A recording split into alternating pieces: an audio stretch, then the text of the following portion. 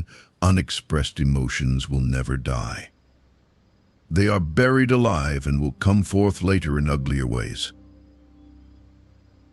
We are never so defenseless against suffering as when we love. Out of your vulnerabilities will come your strength. The mind is like an iceberg. It floats with 1/7 of its bulk above water. He who can observe and listen can verify that no one can keep a secret. Even if he stays silent, his actions will reveal the truth. Most people do not want freedom because freedom involves responsibility, and most are frightened of responsibility. The interpretation of dreams is the royal road to a knowledge of the unconscious activities of the mind. The ego is not master in its own house. No one who, like me, conjures up the evilest of those half-tamed demons that inhabit the human beast and seeks to wrestle with them can expect to come through the struggle unscathed. One day, in retrospect, the years of struggle will strike you as the most beautiful. Words have a magical power. They can bring either the greatest happiness or the deepest despair. A woman should soften but not weaken a man. Love and work are the cornerstones of our humanness. We are what we are because we have been what we have been. I cannot think of any need in childhood as strong as the need for a father's protection. Dreams are the royal road to the unconscious. Civilization began the first time an angry person cast a word instead of a rock. The more perfect a person is on the outside, the more demons they have on the inside. In the small matters, trust the mind; in the large ones, the heart. Illusions commend themselves to us because they save us pain and allow us to enjoy pleasure instead. The virtuous man contents himself with dreaming, which the wicked man does in actual life. And from error to error, one discovers the entire truth. One must learn to live with the enemy in one's own house.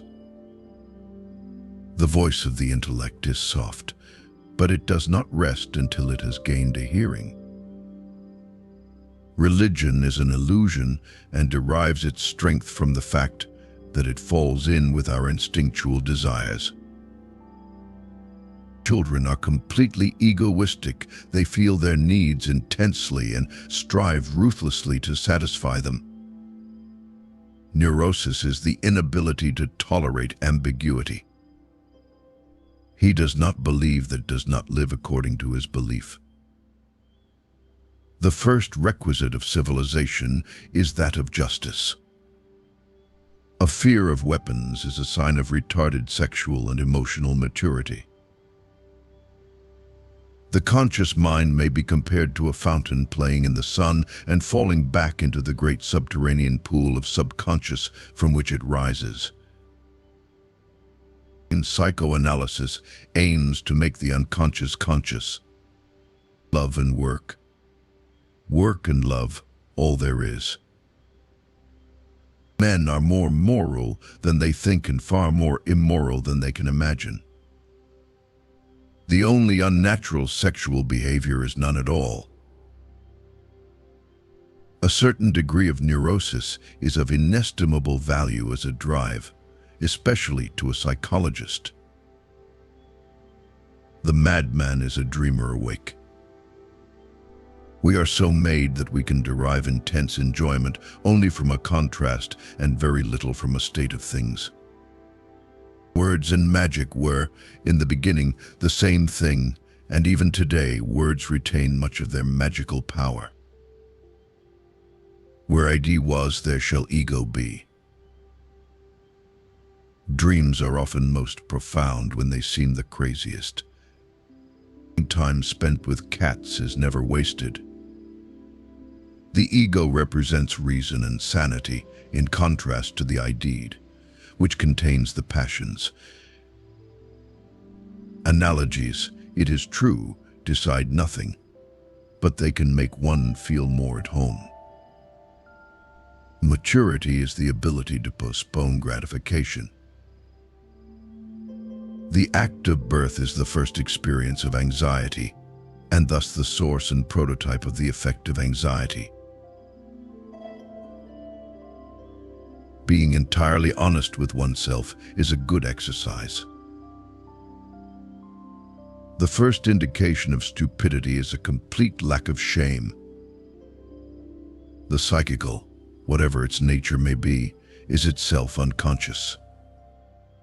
Knowledge is the intellectual manipulation of carefully verified observations. The intention that man should be happy is not in the plan of creation. Neurosis seems to be a human privilege.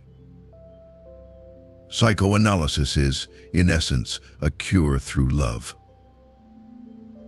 What a distressing contrast between the radiant intelligence of the child and the feeble mentality of the average adult.